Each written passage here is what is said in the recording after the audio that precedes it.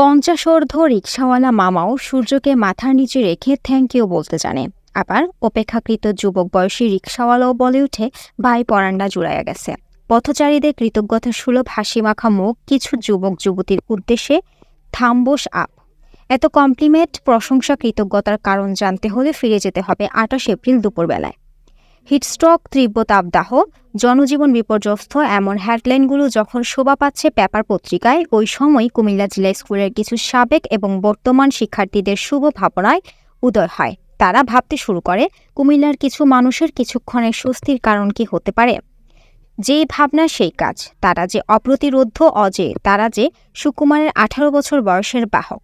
অতি তাপদাহের পরিস্থিতিতে কুমিল্লা জেলায় ক্লিন কুমিল্লা নামক সংস্থার সহায়তায় কুমিল্লা জিলা স্কুলের প্রাক্তন এবং সাম্প্রতিক শিক্ষার্থীরা টেক আ লাইফ নামক এক প্রজেক্টের আয়োজন করে, যেখানে তারা প্রায় 700 জন শ্রমিক এবং রিকশা চালককে 500 মিলিলিটার পানির বোতল, স্যালাইন, গ্লুকোজ, লাচ্ছি, লেবু শরবত এবং ইলেকট্রোলাইট ড্রিঙ্ক বিতরণ করে।